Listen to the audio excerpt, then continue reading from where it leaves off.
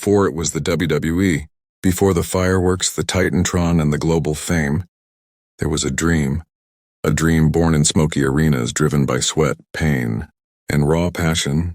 This is the story of how a small wrestling promotion became a worldwide empire. If you grew up watching legends like Hulk Hogan, The Undertaker, or Stone Cold Steve Austin, hit that subscribe button, like the video, and ring the bell.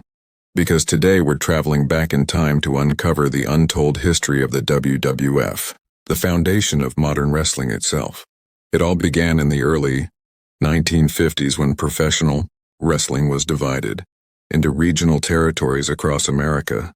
Promoters ruled small regions, and each territory had its own local champions. Among them was a man named Jess McMahon, grandfather of today's WWE chairman Vince McMahon. Jess and his son Vincent J. McMahon saw wrestling's future not in smoke-filled halls, but on the glowing screens of television. In 1953, they founded the Capital Wrestling Corporation, CWC, the seed that would one day grow into the mighty World Wrestling Federation. The rise of the Worldwide Wrestling Federation, 1963-1979. By 1963, Capital Wrestling broke away from the National Wrestling Alliance and formed the Worldwide Wrestling Federation, or WWF. Its star, the Italian powerhouse Bruno Sammartino, became the face of wrestling.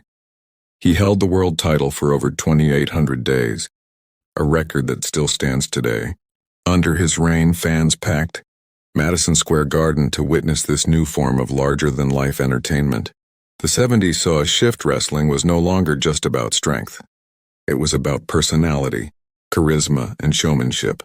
The birth of sports entertainment, 1979-1984.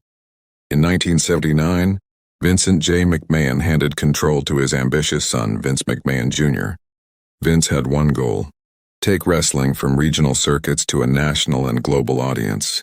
He renamed the company World Wrestling Federation, WWF, and began signing top stars from rival territories, an act that would forever change the wrestling business.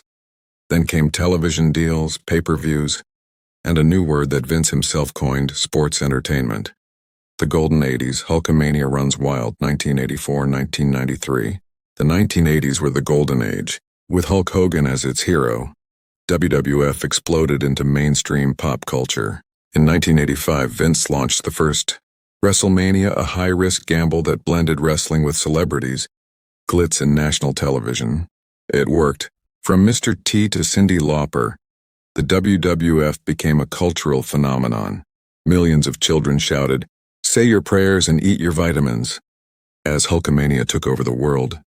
But behind the fame, shadows were forming: steroid scandals, creative tensions, and competition from new rivals. The struggle and the attitude. 1993-2001. The 90s were a war. WWF was under siege by WCW, a rival backed by billionaire Ted Turner. WCW was winning the ratings war with the NWO and big names like Hulk Hogan and Kevin Nash. WWF needed a revolution, and it came with the Attitude Era. Anti-heroes like Stone Cold Steve Austin, The Rock, and D-Generation X redefined what wrestling could be. Raw, rebellious, and unapologetic, the WWF became must-see TV. In 2001, the unthinkable happened. WWF bought WCW, ending the Monday Night War and standing as the last giant in wrestling. From WWF to WWE, 2002-2010. In 2002, the company faced a new kind of opponent, the World Wildlife Fund, who sued over the shared initials WWF. A court ruling forced Vince to rebrand. Thus, the World Wrestling Federation became World Wrestling Entertainment, WWE. And with that, the company embraced what it always was: entertainment on a global scale. New stars like John Cena, Batista, Randy Orton, and Brock Lesnar rose to carry the legacy forward. The world had changed, but the spirit of the old WWF lived on.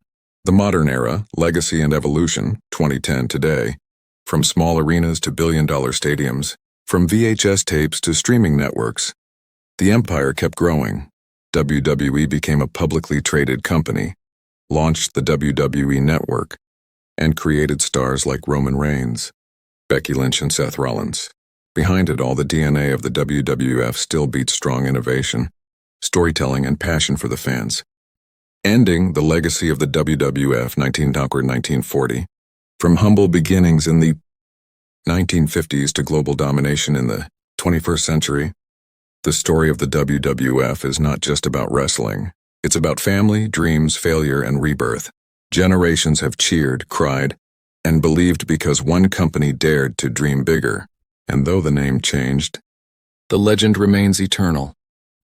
If this journey through wrestling's greatest history moved you, don't forget to hit like, subscribe, and share this story with every true wrestling fan you know, because legends never die. They just evolve.